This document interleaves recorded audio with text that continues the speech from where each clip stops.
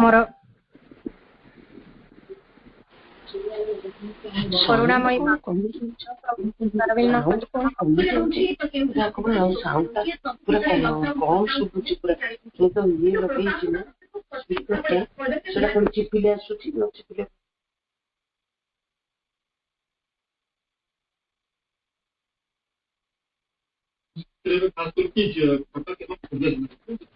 करुणामयी माँ परम प्रभु श्री अरविंद चरण कमल मोर कोटि कोटि प्रणाम। ऑनलाइन श्री अरविंद पाठचक्र नवसृष्टिर समस्त अपा भाई मानक मोर प्रणाम।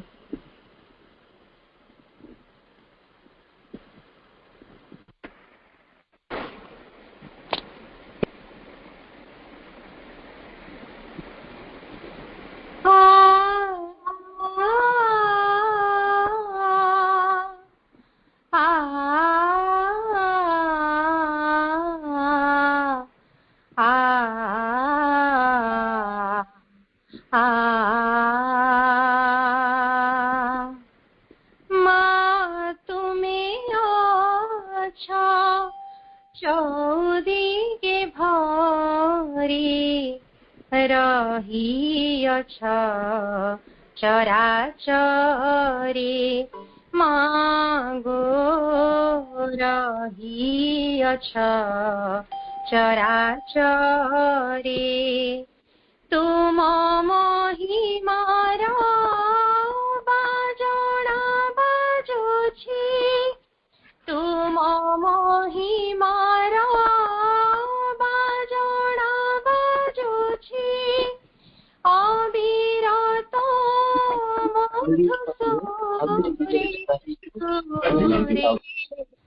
अविरत मधुसूरे मागो अविरत मधुसूरे माँ तुमी अच्छा भल पाओ तुम्हें सभी को मागो जाति धर्म निर्विशेषे मागो जाति धर्म निर्विशेषे भल पाओ तुम्हें सभी को मागो जाति धर्म निर्विशेषे मागो जाति धर्म निर्विशेषे सबुरी अंतरे विराजित तुम्हें सबुरी अंतरे विराजित तुम्हें मधुमयी मातृबेसे बेसे मधुमयी मातृबेसे मागो मधुमयी मातृबेसे माँ तुमे अच्छा मानव मानस कलशरे भरे देवा पाई सुधाधार मागो देवा पाई सुधाधार मानव मानस कलशरे भरे देवा पाई सुधाधार मागो देवा पाई सुधाधार साधना तुमर चिर मलिन साधना तुमर चिर मलिन सिद्धि अनंत पार पार सिद्धि अनंत पार मागो सिद्धि अनंत पार माँ तुमे अच्छा स्वर्ग रचिबाकु मर्त्य भुवन रे तुमर प्रयास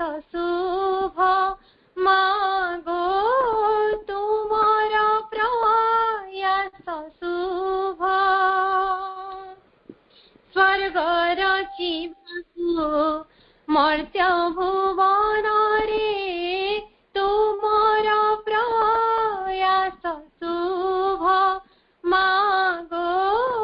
तुमर प्रयास शुभ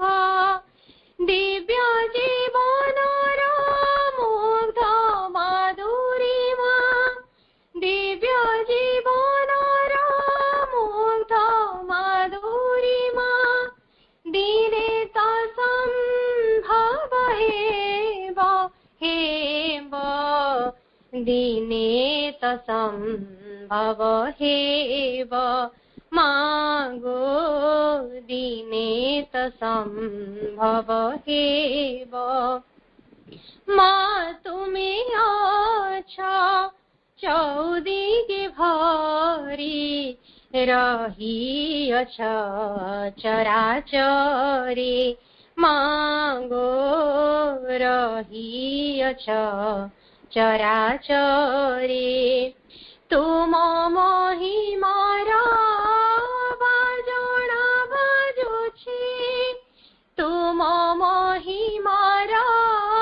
बाजोडा बाजुछि अविरत मधु सुरे सुरे अविरत मधु सुरे मागो अविरत मधु सुरे मा तुमी अच्छा मा तुमी अच्छा मा तुमी अच्छा। धन्यवाद। वंदे मातरम।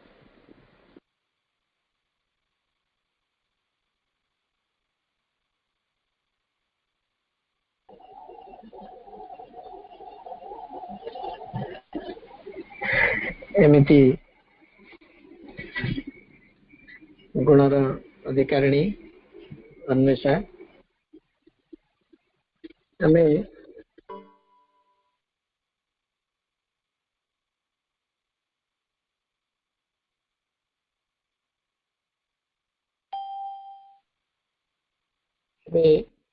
माँ का कृपार संभव होइछि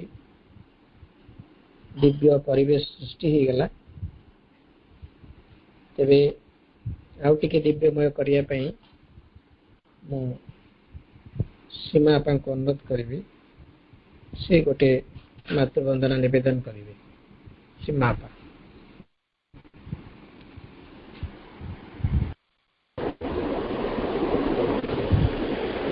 ओम श्री मीरारविंदाय शरणं मम सबु अपा भाई मानू वंदे मातरम।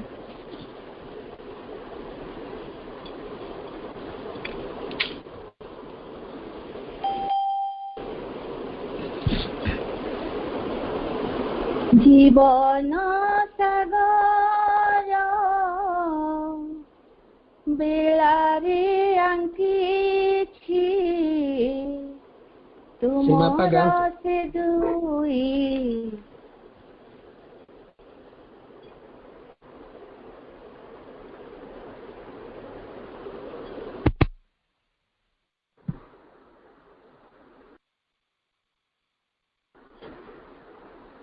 एबे ऑडिबल होछि भाई। हेलो हेलो वॉइस आसुनी हेलो छि नेटवर्क इशू अछि आसुची तो भाई आसुची आडे तो सुबुची ऑडिबल होछि। हां सुबुथिला बा बोलंतु। अच्छा अच्छा ताले कोन प्रॉब्लम हो मु भाबिली मोर माने इयरफोन टा बोधे प्रॉब्लम अछि बाहर कर देली मु गाउथली सुना जाउथला। आज्ञा बा सुबुथिला हां बापा सुना जाउथला। ओके मा मा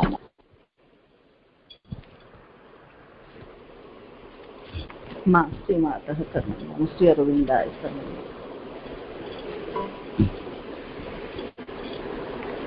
जीवन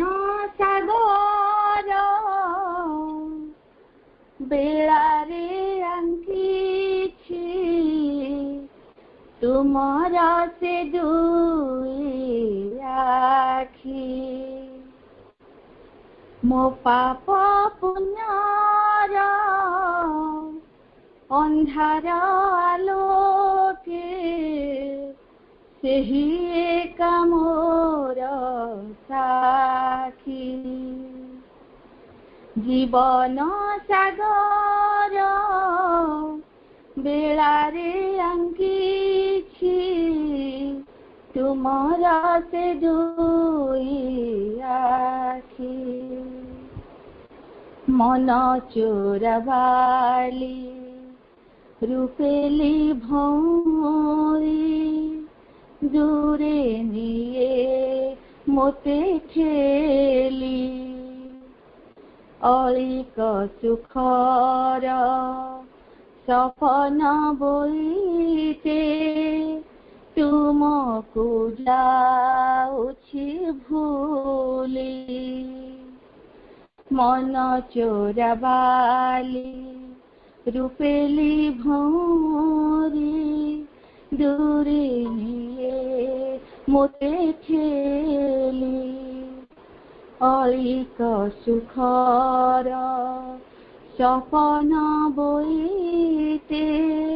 ତୁମକୁ ଯାଉଛି ଭୁଲି କେମିତି କହିବି ମା ମୁଁ ତୁମକୁ ଏ ମନେ ପାରିଛି ରଖି ମୋ ପାପ ପୁଣ୍ୟର ଅନ୍ଧାର ଆଲୋକେ ସେହି ଏକା ମୋର ସାକ୍ଷୀ ହୃଦୟ ସରସୀ ସୁବାସିତ ନୀରେ ତୁମ ପ୍ରେମ ନୀଳ କଇଁ ରଖିଛି ସାଇତି ସଜାଇ ଗୋପନେ ତୁମକୁ ଅରପି ଦେ ହୃଦୟ ସରସୀ ସୁବାସିତ ନୀରେ ତୁମ ପ୍ରେମ ନୀଳ କଇଁ ରଖିଛି ସାଇତି ସଜାଇ ଗୋପନେ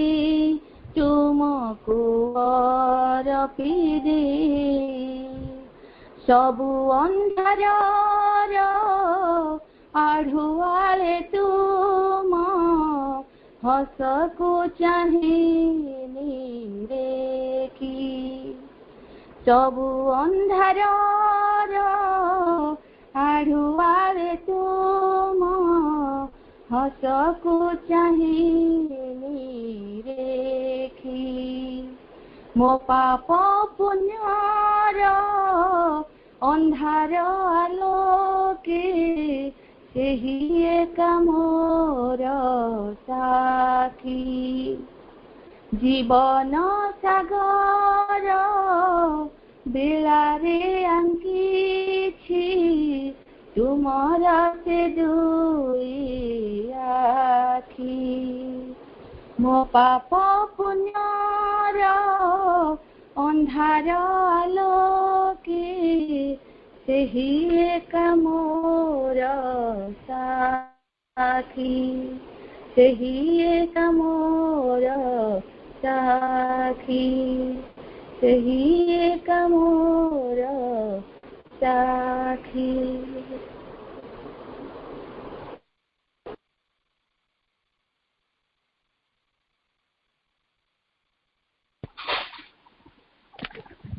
हृदयस्पर्शी दुईटी मातृवंदना चित्त भाई खूब शीघ्र जॉइन करेंगे तबे आमे जो कारिका दुईटी आलोचित होता से कारिका दुईटी को आउथरे टिके स्मृतिचारण करवा दुईटी कारिका विषय रे गत थर चित्त भाई आलोचना करते कारिका संख्या 139 140 जो श्री अरविंद कहते who is the Superman he who can rise above this matter regarding broken mental human unit and possess himself universalized and defined in a divine force, a divine love and joy and a divine knowledge. ଏହାକୁ ଚିତ୍ତ ଭାଇ ବୁଝେଇଥିଲେ ମାଙ୍କ ଧାରାରେ ଏବଂ ତାର ସ୍ପଷ୍ଟତର ଚିତ୍ରକୁ ଆଉ ଟିକେ ସ୍ପଷ୍ଟ ଭାବରେ ମନୋଜ ଦାସଙ୍କ ବର୍ଣ୍ଣନାରୁ ପୂଜ୍ୟ ମନୋଜ ଦାସଙ୍କର ବର୍ଣ୍ଣନାରୁ ଆମ ପାଖରେ ଉପସ୍ଥାପିତ କରିଥିଲେ। ଏହି 139ର କାରିକାଟିର ଅର୍ଥ ଅତିମାନବ କିଏ? ଯିଏ ଜଡ଼ମୁଖୀ ଭଗ୍ନ ମାନବିକ ମାନସ ସର୍ବସ୍ୱ ବେଷ୍ଟିର ଊର୍ଦ୍ଧ୍ୱକୁ ଯାଇପାରେ ଏବଂ ନିଜକୁ ବିଶ୍ୱବ୍ୟାପ୍ତ କରି ଏକ ଦିବ୍ୟ ଶକ୍ତି, ଏକ ଦିବ୍ୟ ପ୍ରେମ ଏବଂ ଆନନ୍ଦ ତଥା ଦିବ୍ୟ ଜ୍ଞାନ ମାଧ୍ୟମରେ ଆତ୍ମକର୍ତ୍ତା ହୋଇପାରେ। ଅର୍ଥାତ୍ ଅତିମାନବ କିଏ? ଅତିମାନବ ବୋଲି ବୁଝିବା ପାଇଁ ହେଲେ ଯିଏ ଏହି ଜଡ଼ ଜଗତର ଏହି ମନୁଷ୍ୟ ସାଧାରଣ ମନ ପ୍ରାଣ ଶରୀର ସହିତ ଜଡ଼ଭୂକି ମାନବିକ ମାନସ କଥା କୁହାଯାଉଛି। ଯିଏ ଜଡ଼ ସହିତ ରହିଛି ଏହି ମନୁଷ୍ୟ, ଯଦିଓ ତାର ମାନସ ଅଛି, ମନ ଅଛି, କିନ୍ତୁ ତାର ଊର୍ଦ୍ଧ୍ୱ ଜଡ଼ ସହିତ ସଂଲଗ୍ନିତ ହୋଇ ରହିଥିବା ମନ ବା ଏ ମନୁଷ୍ୟ ତାର ଊର୍ଦ୍ଧ୍ୱକୁ ଯିବ। ତାଙ୍କର ରହିବ ବିଶ୍ୱବ୍ୟାପ୍ତ କରି ଏକ ଦିବ୍ୟ ଶକ୍ତି, ଏକ ଦିବ୍ୟ ପ୍ରେମ, ଆନନ୍ଦ ତଥା ଦିବ୍ୟ ଜ୍ଞାନ ମାଧ୍ୟମରେ ଆତ୍ମକର୍ତ୍ତା ହୋଇପାରେ। ସୁପରମ୍ୟାନ ଶ୍ରୀ ଅରବିନ୍ଦଙ୍କର ଯୋଉ ଅତିମାନବ ବିଷୟରେ ବର୍ଣ୍ଣନା କରିବାକୁ ଯାଇକିରି ସେଇ କଥା ପରମ ପ୍ରଭୁ କହିଛନ୍ତି ଏବଂ ତାର ଗୋଟେ ସେଇ ଯିଏ ଅତିମାନବ ଆସିବ ତାର ଏକ ଦିବ୍ୟ ଦୃଷ୍ଟି ରହିଥିବ, ଦିବ୍ୟ ପ୍ରେମ ଆନନ୍ଦ ସାଧାରଣ ମାନବ ପ୍ରେମର ଊର୍ଦ୍ଧ୍ୱ ଏବଂ ଆନନ୍ଦର ପ୍ରତିଭୂ ହେଇକିରି ନିଜ ଉପରେ କର୍ତ୍ତୃତ୍ୱ ହାସଲ କରି ଜଡ଼ ପ୍ରାଣ ଏବଂ ମନର ଊର୍ଦ୍ଧ୍ୱରେ ଏକ ଦିବ୍ୟ ଅତିମାନବ ଦିବ୍ୟ ମାନବ ଭାବରେ ପ୍ରତିଭାତ ହେବ। ସିଏ ହେଉଛନ୍ତି ଅତିମାନ, ସିଏ ହେଉଛନ୍ତି ସୁପରମ୍ୟାନ। ପୁଣି 140ରେ କହୁଛନ୍ତି, if thou keepest this limited human ego and thinkest thyself the superman, thou art but the fool of thy own pride, the plaything of thy own force and the instrument of thy own illusions. ଯଦି ତୁମର ସାମାନ୍ୟ ମାନୁଷ୍ୟ ଅହଂକୁ ଧରି ରଖ, ନିଜକୁ ଅତିମାନବ ମନେ କରିବ, ତେବେ ତୁମେ ନିଜ ଅହଙ୍କାର ଦ୍ୱାରା ହେବ ମୂଢ଼ରେ ପରିଣତ, ଶକ୍ତି ଚାଳିତ ଖେଳନା ଏବଂ ନିଜ ମୋହର ଯନ୍ତ୍ର। ଇଗୋକୁ ଅହଂକୁ ଧାରଣ କରିଥିବା ଧରି ରଖିଥିବା ଏହି ମନୁଷ୍ୟ ଯଦି ନିଜକୁ ଚିନ୍ତା କରେ ସେ ଅତିମାନବ ସଦୃଶ, ତେଣୁ ଏହା ହେବ ତାଙ୍କର ମୂଢ଼ ପରିକଳ୍ପନା, ମୂର୍ଖ ପରିକଳ୍ପନା ଏବଂ ସେ ନିଜ ମୋହର ଯନ୍ତ୍ରରେ ନିଜକୁ ଚାଳିତ ହୋଇଥାଏ, ନିଜକୁ ଅତିମାନବ ଭାବିବା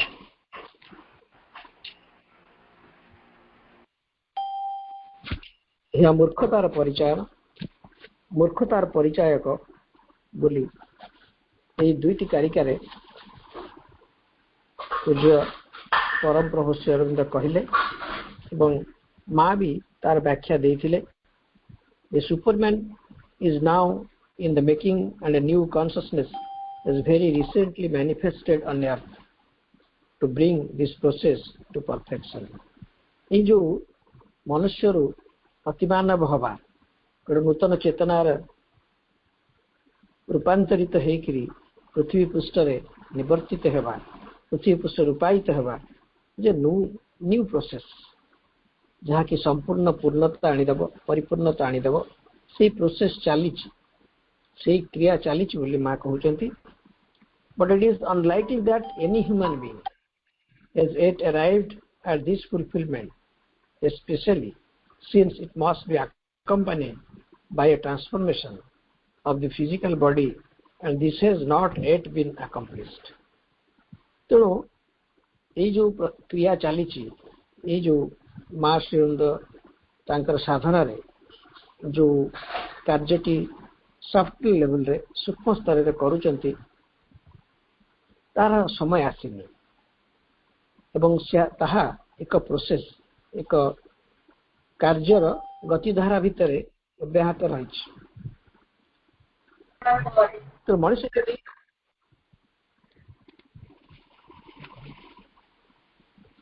तेणु मनुष्य जदि चिंता करुथाए जे एमती गोटे पूर्णता से हासिल कर देछि ताहले यह भूल हबो कहीं especially it must be accomplished by a transformation of the physical body and this has not yet been accomplished तेणु यही स्थूल शरीर रहिबनी जेमती कहा जाए मांकड़रू मनीष हवा एक पशु चेतनार मनुष्य हवा गोटे धारावाहिक भाव में शत शत प्रयास कले भी मांकड़र स्वरूप मनीषर स्वरूप भिन्न एवं ऊर्ध्वर ऊर्ध्व विराटर विराट मांकड़र जीवन शैली मांकड़र चरित्र को जेते अधिक गुणायित करा पारिबो जेते गुणातीत कले भी मनुष्य संपूर्ण भिन्न से भाव में मानव यही मानव को लेकिरी आम मन में कल्पना करने अति मानव विषय रे ये गोटे धृष्टता है कारण जेपर्यंत यही शरीर रूपांतरित न होइछि ए फिजिकल बॉडी संपूर्ण भाव में रूपायित न होइछि सी अति मानवर परिकल्पना करने कष्टसाध्य सेकेंड कारिकारे 140 कारिकारे जहाँ परम प्रभु कहले जे if thou keepest this limited human ego and thinkest thyself the superman thou art but the fool of thy own pride the plaything of thy own force and the instrument of thy own illusions यदि तुम्हें तुमर सामान्य मानुष्य अहं को धरी रख निजको अतिमानव मन करिवो तेबे तुमे निज अहंकार द्वारा हेब मूढ़ परिणत शक्ति चालित खेलना एवं निज मोहर यंत्र बेले बेले आम देखा सुपरमैन परिकल्पना अनेक सीरियल रे अनेक चलचित्र रे दिया जाए एवं तार विपद रही पिला माने छोट पिला माने निजको सुपरमैन भावी अनेक क्षेत्र रे पंखारे गोटे सुपरमैन बुली जाउथिला गोटे जगह थी हठात से बुलिकी बड़ रूप नहीं जीव एमती कल्पना करिकी अनेक पिला किछि वर्ष तले मृत्यु मुखर पड़ी सुपरमैन भाव निजको भाविकी पिला माने से टीवी सीरियल देखी पंखारे झुली जाउथिले विराट सुपरमैन हेबे बोली भाविकी एवं से माने से रूप को पाइबा पई निजको भाविकी मृत्यु मुखर पड़ी से कथा माँ ये कहना माँ कहते श्रीअरविंद कहते जे आमे मैंने जदि भाविबा आमे जदि कल्पना करिबा जे आमे अति मानव आमे अहं को धर रखिबा एवं से सब कल्पना करुवा तेणु निजर अहंकार द्वारा आमे मूर्खरे परिणत होगा शक्ति चालित खेलना एवं निजर मोहर यंत्र आमे आमर लिमिटेड पावर खेलना हवा एवं निजर मोहर आम शरीर को लेकिन जो मोह रही जो अटैचमेंट रही तारी द्वारा ही यंत्र होकर रहा माँ से 140 नंबर कारिका पर निजर मतंबे कहते this naturally implies that all the ambitious people who now declare themselves to be superman can only be impostors और people full of pride who deceive themselves and try to deceive others एटारे माँ कहते जे किछि किछि ambitious लोक अछंती जो माने निजर ज्ञान विवेक एवं बुद्धि द्वारा निजको अतिमानव बोली भाबुथांती से माने ए भलिया एक विपदपूर्ण परिस्थिति रे पड़ती निजर गर्व अहंकार द्वारा से माने चेतनारू भूपतित होती से माने निजे भ्रमित होती एवं अन्य मानक भी भ्रमित करते तेबे यही परिप्रेक्षी रे काली पूज्य मनोज दास भी मनोज दास के कथा को चित्त भाई आम पाखे उपस्थापित करथिले आमे सेही आलोचना टी आउ थे प्रज्ञा प्रदीपिका धारा रे आउ थे टिके बुझिबा पूज्य मनोज दास कहते विश्व चेतना भितर को जिते एक महत्तर सत्यर अवतरण सकाशे समय आसुए सत्य जेपरी तार छाया तही पूर्व चेतन प्रतिफलित हुए पक्षीटी अवतरण करने पूर्व जमी तार छाया देखा दिए माटी उपरे कि सुंदर कल्पना प्रभु करिसेंती से पक्षीटी आकाश रे उडुची से स्थूल भाव में पृथ्वी माटी अवतरण करनी तार छायाटी पड़ी सेमती अतिमानव आसी नाहंती अतिमानसर शक्तिर प्रभाव रे एई पृथ्वी वातावरण रे प्रकृति वातावरण रे जहाँ छाप सदृश देखा जाउची ताही सूचना दउची अतिमानस बा अतिमानवर जन्म संभव बा आगत प्राय जो अतिमानस चेतना एवं से चेतना द्वारा रूपांतरित अतिमानवर प्रतिश्रुति श्री अरविंद उपस्थापित कले समसामयिक केतेक संवेदनशील चेतना रे संभवतः तार स्पंदन अनुभूत होइथिला अपूर्ण एवं विकलांग भाव रे एठी पूज्य मनोज दास कहउचंती अतिमानस चेतना विषय रे एवं से चेतना द्वारा रूपांतरित अतिमानवर प्रतिश्रुति श्री अरविंद दिले समसामयिक केतेक संवेदनशील चेतना रे संभवतः तार स्पंदन अनुभूत होइथिला अपूर्ण एवं विकलांग भाव रे समसामयिक अर्थ केतेक संवेदनशील चेतना रे संभव तार स्पंदन अनुभूत होइथिला अपूर्ण एवं विकलांग भाव रे एइति को हम बुझिबा जेमिति पक्षीटीए ऊपर उड़ुथिला तार छाया पृथ्वी पृष्ठ रे पड़ुथिला अनुमित होउथिला अनुमय होउथिला जे से पक्षीटी पृथ्वी पृष्ठ रे अवतरण ग्रहण अवतरित हब सेमति श्री अरविंदकर अतिमानस चेतना और चेतना द्वारा रूपांतरित अतिमानवर प्रतिश्रुति जहाँ श्री अरविंद देले तार बहु आगुरु आमे जानिछे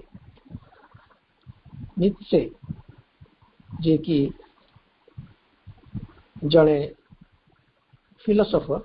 दार्शनिक से ए विषय भी उपस्थापित करथिले किंतु ताकर परिकल्पनार अतिमानव अलगा प्रकार थिला से कहउथिले गोटे सिंह र आत्मा नहीं किरी एई मनुष्यर अभिप्सा आकांक्षा एवं तार शारीरिक अंगसौष्ठव र परिकल्पना मनुष्यर अभिप्सारु उत्पन्न हब बा मनुष्य चेतनारू मनुष्य निजु को बाहरी गोटे अतिमानव आसीव सेठी निश्चय ताकू गोटे शरीर रूपांतरित शरीर गोटे परिकल्पना करिकी अतिमानव विषय रे से जगत को निजर व्याख्या देइथिले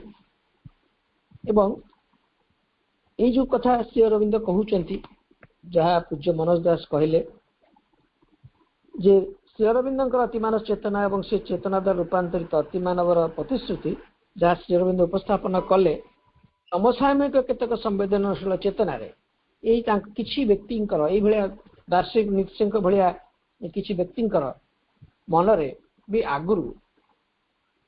से अतिमानवर चित्र किछि किछि झापसा भाव में आसिथिला जहाँ थिला अपूर्ण विकलांग भाव में आसिथिला से कथा को एठी पूज्य मनोज दास मुझे बुझौछंती अतिमानव बा सुपरमैन को एक दुर्दश अति कुशली करितकर्मा नायक रूपे चित्रण करी तार दुस्साहसिक कार्यकलाप असंख्य नाटकीय कहानी कार्टून और सिनेमा जरिए परिवेषण होइथिबा कथा आपण मानक जना से हल्का कल्पनार विपरीत दिगरे थिला जड़े विदग्ध जर्मन दार्शनिक नीत्से 1844 ରୁ 1900 भितर परिकल्पना तांकर तो जर्मन दार्शनिक नीत्से जड़े ज्ञानी व्यक्ति थिले अनेक कविता से रचना करिसेंती एवं पारंपरिक ख्रीष्ट धर्म विरुद्ध रे भी से सेतबेले विद्रोहात्मक टिप्पणी मान देउथिले एवं एमती परिकल्पना करुथिले जे ए साधारण मनुष्य दिन अतिक्रम करिवे तार चेतना तार चिंता अतिक्रम करी गोटे गुंफा भितरु दिने अतिमानवटी बाहरी आसो यह संभव हब केवल सेई मनुष्य मानकर संकल्प मनुष्य मान संकल्प गोटे अतिमानवटी आसो ତେଣୁ ସେ କହୁଥିଲେ ଯେ ବିବାହ କରିବା ପାଇଁ ସୁସ୍ଥ ସବଳ ଶରୀରର ଆବଶ୍ୟକତା ରହିଛି। ଦୁଇଟି ପ୍ରାଣୀ ଯେତେବେଳେ ବିବାହ କରିବେ, ଯେତେବେଳେ ଅତିମାନବର ପରିକଳ୍ପନା ଆସିବ, ରୁଗ୍ଣ ଶରୀର ଦୁର୍ବଳ ଶରୀର ଧରିଥିବା ଦୁଇଟି ପ୍ରାଣୀଙ୍କ ବିବାହ ନ କରିବା ଭଲ ବୋଲି ଏମିତି ସବୁ ମନ୍ତବ୍ୟ ମାନେ ଦେଇଥିଲେ। ସେ ସୁନ୍ଦର ବହିଟି ବିଷୟରେ ଆପଣ ନିଶ୍ଚୟ ଏବଂ ନିଶ୍ଚୟଙ୍କ ଅତିମାନବ ଏବଂ ଶ୍ରୀ ଅରବିନ୍ଦଙ୍କ ଅତିମାନବ ଏହାରି ଉପରେ ମହାପାତ୍ର ନୀଳମଣି ସାହୁ ଏବଂ ଅର୍ଚ୍ଚନା ନାୟକଙ୍କର ସୁନ୍ଦର ପୁସ୍ତକଟିଏ ଅଛି। ଆମେ ପଢ଼ିଲେ ନିଶ୍ଚୟଙ୍କର ଅତିମାନବର ପରିକଳ୍ପନା, ତାର ଉତ୍ସ ଏବଂ ଶ୍ରୀ ଅରବିନ୍ଦଙ୍କର ଅତିମାନବର ପରିକଳ୍ପନା ବିଷୟରେ ଆମେ ଜାଣିପାରିବା। ଏକ ରିସର୍ଚ୍ଚ ଭାବରେ ମହାପାତ୍ର ନୀଳମଣି ସାହୁ ନିଶ୍ଚୟଙ୍କୁ ନିକଟରେ ଅତି ନିକଟରୁ ଗଭୀର ଭାବରେ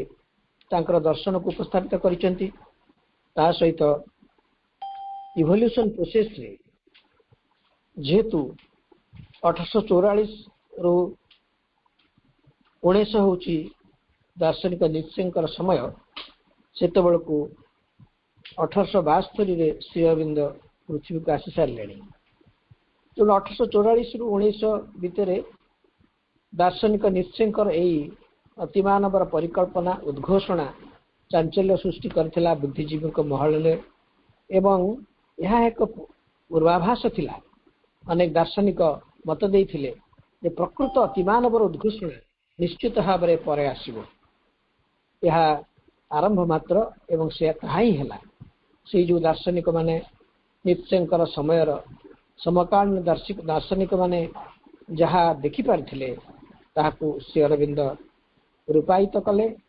ଏବଂ ତାର ପୂର୍ଣ୍ଣ ପ୍ରାମାଣିକ ଚିତ୍ର ଭାବରେ ଅତିମାନସ ଶକ୍ତିର ଆଗମନ, ଅତିମାନସ ଶକ୍ତିର ପ୍ରବାହ, ଅତିମାନସ ଶକ୍ତିର କ୍ରିୟା ବଳରେ ମଣିଷ ରୂପାନ୍ତରିତ ହେବ ଏବଂ ଭବିଷ୍ୟତରେ ପ୍ରଥମ ଅତିମାନବ ମାତୃଗର୍ଭରୁ ଜନ୍ମ ନେବ ଏବଂ ପରବର୍ତ୍ତୀ ଅତିମାନବ ମାନେ ସ୍ଥୂଳ ଭାବରେ ମାତୃଗର୍ଭରୁ ଜନ୍ମ ନେବେ ନାହିଁ। ଏ କଥା ସବୁ ଶ୍ରୀ ଅରବିନ୍ଦଙ୍କ ଲେଖା ଏବଂ ମାଙ୍କ ଲେଖାରେ ସବୁ ଅଛି। ସେ ଯେଉଁ ନିଶ୍ଚୟ କହୁଥିଲେ ଯେ ଏକ ପ୍ରକାର ଅତିମାନବର ସମ୍ଭାବନା ଯାହା ଦିବ୍ୟ ଶକ୍ତିର ଅବତରଣ ଏବଂ ଚେତନାର ଉତ୍ତରଣ ଭିତ୍ତିକ ନୁହଁ, ଯୋଉଟା ଶ୍ରୀ ଅରବିନ୍ଦ କହିଲେ ଯେ ଦିବ୍ୟ ଶକ୍ତିର ଅବତରଣ ଫଳରେ ଏବଂ ଚେତନାର ଉତ୍ତରଣ ଭିତ୍ତିକ ହାୟର କନସିୟସନେସ୍ କୁ ନେଇକିରି ଅତିମାନବ ଆସିବ,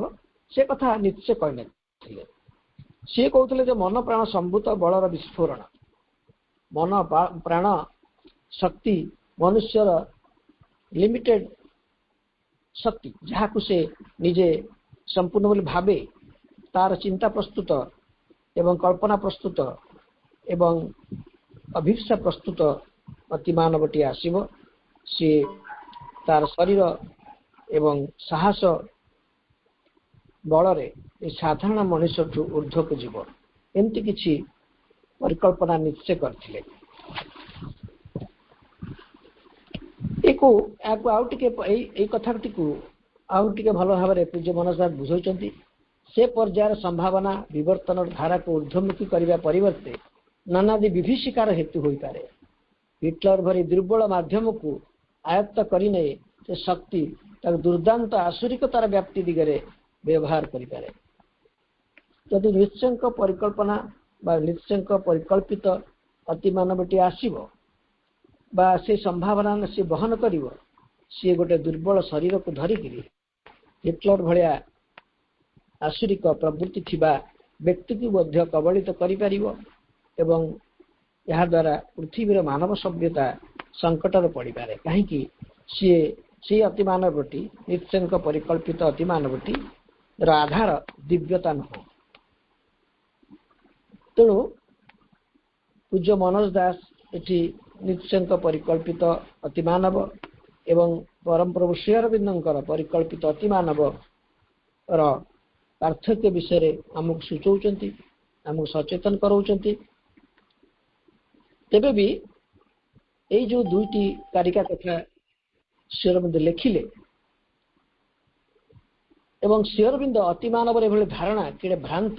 ସେଇ ଚେତାବନୀ ଦେଇଛନ୍ତି। ନିଶ୍ଚୟଙ୍କର ନିଜର ଜୀବନ ଶୈଳୀ ବିଷୟରେ ଯେତେବେଳେ କାହିଁକି ଏଟା ତାଙ୍କ ଭିତରୁ ଆସିଲା,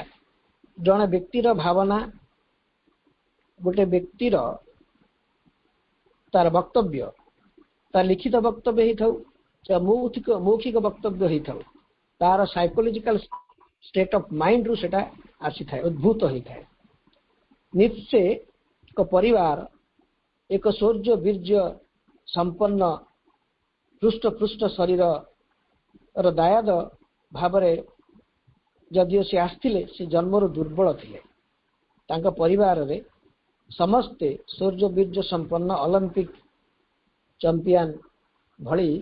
ତାଙ୍କର ଚେହେରା ସବୁ ହୃଷ୍ଟପୃଷ୍ଟ ଥିଲା। ନିଶ୍ଚେ ପିଲାବେଳୁ ରୁଗ୍ଣ ଥିଲେ, ଦୁର୍ବଳ ଥିଲେ। ତାଙ୍କ ଭିତରେ ସେ ଶରୀରକୁ ନେଇକରି ଅନେକ ଫ୍ରଷ୍ଟ୍ରେସନ ଥିଲା, ଅନେକ ବିଷାଦଗ୍ରସ୍ତ ସେ ରହୁଥିଲେ। ଏଭଳିଆ ରୁଗ୍ଣ ଶରୀରକୁ ଦେଖିକିରି ତାଙ୍କର ବାପା ମା ବା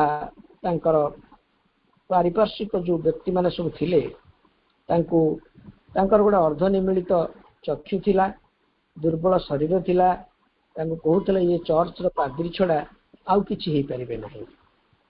କିନ୍ତୁ ସେ ଯେ ଅଗାଧ ପାଣ୍ଡିତ୍ୟର ଅଧିକାରୀ ଥିଲେ ଅନ୍ୟମାନେ ଜାଣିନଥିଲେ। ତ ତାଙ୍କର ଯୋଉ ଦୁର୍ବଳ ମାନସିକତା ଥିଲା, ସେ ସମସ୍ତଙ୍କୁ ଜେନେରାଲାଇଜ କରିଦେଉଥିଲେ ଯେ ମଣିଷମାନେ ଦୁର୍ବଳ, ଏବଂ ଦୁର୍ବଳତାକୁ ଅତିକ୍ରମ କରି ଏକ ସମାଜକୁ ପରିବର୍ତ୍ତନ କରିବା ପାଇଁ ଏକ ଶକ୍ତିଶାଳୀ ମଣିଷର ଆବଶ୍ୟକ ରହିଛି। ତେଣୁ ସେହି ଶକ୍ତିଶାଳୀ ମଣିଷ ଦିନେ ସିଂହ ଭଳି ଜଙ୍ଗଲର ଗୁମ୍ଫାରୁ ବାହାରି ଆସିବ। ଏମିତି ଗୋଟେ ବିରାଟ ରୂପ ଧରି ମଣିଷକୁ ସିଏ ମଣିଷର ଯୋଉ ମନ ଏବଂ ପ୍ରାଣକୁ ନେଇକରି ଯେତିକି ତାର ଲିମିଟେସନ୍ସ ରହିଛି ତାକୁ ଅତିକ୍ରମ କରି ସେହି ପରାକ୍ରମୀ ସିଂହର ଆତ୍ମା ନେଇକରି ଅତିମାନବଟିଏ ଆସିବ। এই କଥା ନିଶ୍ଚେ ବର୍ଣ୍ଣନା କରିଥିଲେ। କିନ୍ତୁ ସେଇ କଥାକୁ ପୂଜ୍ୟ ମନୋଜ ଦାସ କହୁଛନ୍ତି ଯେ ଶ୍ରୀ ଅରବିନ୍ଦ ଅତିମାନବର ଏଭଳି ଧାରଣାକୁ ଚେତାବନୀ ଦେଇଛନ୍ତି। ବହୁତ ବର୍ଷ ପର୍ଯ୍ୟନ୍ତ ପୃଥିବୀରେ ନିଶ୍ଚେଙ୍କର ଅତିମାନବ ତତ୍ତ୍ୱ ଆଲୋଡ଼ନ ସୃଷ୍ଟି କରିଥିଲା ଏବଂ ତାହାରି ଉପରେ ଶ୍ରୀ ଅରବିନ୍ଦ ଚେତାବନୀ ଦେଇଥିଲେ। ମନୋଜ ଦାସ କହୁଛନ୍ତି ପ୍ରତ୍ୟେକ ସତ୍ୟର ବହୁ ବିକୃତ ରୂପ ରହିଥାଏ। ଯେକୌଣସି ଅତିଭୌତିକ ଅଭିଜ୍ଞତା ଆଧ୍ୟାତ୍ମିକ ଅଭିଜ୍ଞତା ନୁହଁ। ସବୁ ପ୍ରକାର ସ୍ପିରିଚୁଆଲ ରିଏଲାଇଜେସନ ଯେ ସବୁ ଆଧ୍ୟାତ୍ମିକ ଆଧାରରେ ଅଭିଜ୍ଞତା, ଏ କଥା ଠିକ ନୁହଁ। ନାନାଦି ବିଭୂତି ପ୍ରକଟ କରିପାରୁଥିବା ଅଥବା ଅଲୌକିକ କାର୍ଯ୍ୟକଳାପର ଦୃଷ୍ଟାନ୍ତ ରଖିପାରୁଥିବା ବ୍ୟକ୍ତିଟିଏ ଦିବ୍ୟ ପୁରୁଷ ନୁହଁ। ଅନେକ ବ୍ୟକ୍ତି ଏଠି ଅଛନ୍ତି ଯେଉଁମାନଙ୍କ ସାଧନାରେ ସିଦ୍ଧି ଲାଭ କରିଛନ୍ତି, କିନ୍ତୁ ସେମାନେ ଦିବ୍ୟ ପୁରୁଷ ନୁହନ୍ତି। ଆମର ହଠଯୋଗୀ ମାନେ ସେମାନେ ବିଭିନ୍ନ ପ୍ରକାର ସୂକ୍ଷ୍ମ ଭୌତିକ ଲୀଳାଖେଳା ଜାଣିଥାନ୍ତି। ସେମାନେ ତାଙ୍କର ଅକଲ୍ଟ ସ୍ତରରେ ଜ୍ଞାନ ଥାଏ, କିନ୍ତୁ ସେମାନେ ସମସ୍ତେ ଦିବ୍ୟ ପୁରୁଷ ନୁହନ୍ତି। ଯେମିତି ଆମେ ଜାଣିଛେ ମାଙ୍କୁ ପ୍ରଭାବିତ କରୁଥିଲେ ତେଉଙ୍କ ଠାରୁ ଯଦିଓ ମା ଗୁହ୍ୟ ବିଦ୍ୟା ଶିକ୍ଷା ଲାଭ କରିଥିଲେ, କିନ୍ତୁ ତେଉ ମାଙ୍କୁ ଇନଷ୍ଟ୍ରୁମେଣ୍ଟ କରି ମୃତ୍ୟୁ ତତ୍ତ୍ୱ ହାସଲ କରିବାକୁ ଚାହିଁଥିଲେ। ମାୟା ଲେଖିଛନ୍ତି ଏମିତି ଗୋଟିଏ ରାଜ୍ୟକୁ, ନିଶ୍ଚେତନାର ଏମିତି ଗୋଟିଏ ରାଜ୍ୟକୁ ସେ ନେଇଯାଉଥିଲେ ଯେଉଁଠାରେ କି ମା ଦେଖିପାରୁଥିଲେ ଏକ ସ୍ମିତାହାସ୍ୟ କରୁଥିବା ଦିବ୍ୟ ପ୍ରେମର ପ୍ରଭୁ ଶାୟିତ ହେଇକି ରହିଥିଲେ। ଏବଂ ସେଇଠାରେ ମାଙ୍କୁ ଦେଖିଲା ପରେ ସେଇ ଶାୟିତ ପ୍ରଭୁ ନିଶ୍ଚେତନା ଭିତରେ ରହିଥିବା ଯେଉଁ ଡିଭାଇନ୍ ଲଭ୍ର ଗଡ୍ ସଚେତନ ହେଲେ, କ୍ରିୟାଶୀଳ ହେଲେ। ଅର୍ଥାତ୍ ପ୍ରତୀକାତ୍ମକ ଭାବରେ ମାଙ୍କର ନିଶ୍ଚେତନାକୁ ପ୍ରବେଶ ଦ୍ୱାରା ହିଁ ସେ ଡିଭାଇନ୍ ଲଭ୍ ପୃଥିବୀ ପୃଷ୍ଠକୁ ଆସିଲା। ଏହି ମନ ପ୍ରାଣ ଶରୀରକୁ ରୂପାନ୍ତରିତ କରିବା ପାଇଁ ସେ ଶକ୍ତି ସେଠୁ ଉନ୍ମୋଚିତ ହେଲେ। ଏହା ତେଉଙ୍କ ଦ୍ୱାରା ସମ୍ଭବ ହୋଇଥିଲା ବୋଲି ଅନେକ ଥର ସେଇ ସବୁ ନିଶ୍ଚେତନାକୁ ଯାଇକିରି ଯେତେବେଳେ ମା ଆସିଥିଲେ ପରବର୍ତ୍ତୀ ସମୟରେ ଶ୍ରୀ ଅରବିନ୍ଦଙ୍କୁ ଦେଖା କଲା ପରେ ମା ଶ୍ରୀ ଅରବିନ୍ଦଙ୍କୁ ବର୍ଣ୍ଣନା କରିଥିଲେ। ଯେତେବେଳେ ମା ଆସିଲେ ସେତେବେଳେ ଶ୍ରୀ ଅରବିନ୍ଦ ଅତିମାନସର ଶକ୍ତିକୁ ମନର ମାଧ୍ୟମରେ ପ୍ରତିଷ୍ଠିତ କରିବାକୁ ଚାହୁଁଥିଲେ एवं सफल हो पार नथिले किछि समय पई मन देइकिरी अति मानस शक्ति तो झलक भाव में आसुला एवं पुणी चली जाऊला धरी रखी पार नथिले 1920 पर घटना एवं माँ तांकु परम प्रभु श्री अरविंद को तांकर अभिज्ञता कथा कहले तापरे श्री अरविंद एवं माँ मिलित अंडरस्टैंडिंग रे सी मनर क्रिया उपरे आउ कार्य कलेनी परम प्रभु तो मन को सही जगार संपूर्ण आलोकित एक भिन्न जगार रखिदे निश्चेतना रे माँ कार्य कले जो संपूर्ण भाव में अतिमान शक्तिर प्रतिष्ठा हो पार तेणु ये जो अलौकिकता कथा तेओ भी अलौकिक साधना करि पारुथिले आपणकर आमे जानिछे श्रीमा पंडिचेरी को आसिला बेलकू तांको सांगरे तांकर पति आस्थिले से भी अनेक ज्ञानर अधिकारी अकल्ट लेवल रे से भी कार्य करुथिले से भी श्री अरविंद सहित मिलित भाव में किसी समय पंडिचेरी रहीकि साधना करने को चाहूले किंतु से माँ को निज अधीनस्थ करने को चाहूले माँ जानी सी होचंदी फॉल्सहुड रो प्रतीक तेणु अनेक अलौकिक कार्य करुथिबा व्यक्ति माने जे दिव्य ज्ञान संपन्न ए कथा को स्वीकार करने ठीक नुह कहीं तांकर आध्यात्मिकतार अनुभूति उपरे अनुभूति दिव्यता उपरे आधारित ही न थाए तेणु समस्त को यही सब अलौकिक देखुवा गुरु मानू आमे हुशियार रहा कथा पूज्य मनोज दास ये सचेतन कर दौरान से माने जे प्रकृति रे दिव्य पुरुषटी होइथिबे एमिति भावना रखी आमे तांको पाखरे जदि समर्पित हो जिबा ताहले विपद अछि तेणु आउ टिके प्रांजल करी पूज्य मनोज दास कहले सेमिति हाराहारी मानव तुलन रे बहु अधिक इच्छा शक्ति साहस दंभ विक्रम प्रतिभा एवं साफल्य भली काम काम्य गुण सबर अधिकारी मात्रे अति मानव नुह बहुत विराट कथा कर साहस प्रदर्शन करुवा विक्रम देखुवा जीनियस होइथिबा विराट विराट कार्य करुवा जो माने से गुण अधिकारी से माने समस्ते जे अति मानव एमती भाविबा ठीक नुहे एठी गोटे एग्जांपल देइचंती गोटे उदाहरण देइचंती पूज्य मनोज दास से कहउचंती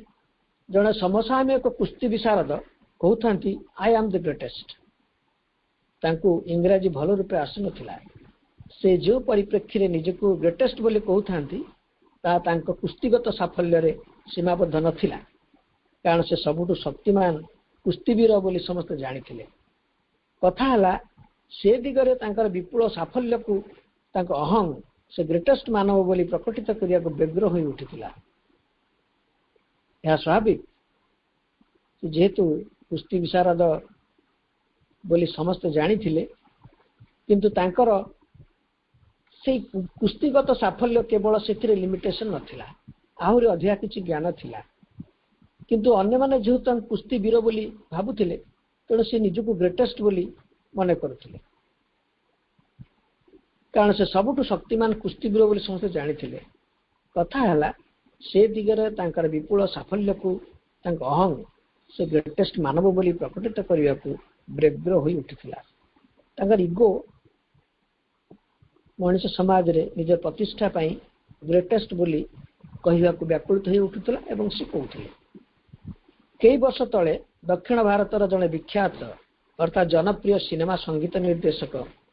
जड़े सांबादिक साक्षात्कार अवसर में निज प्रतिभा संपर्क में क्रम अधिक अधिक आत्ममुग्ध हो शेष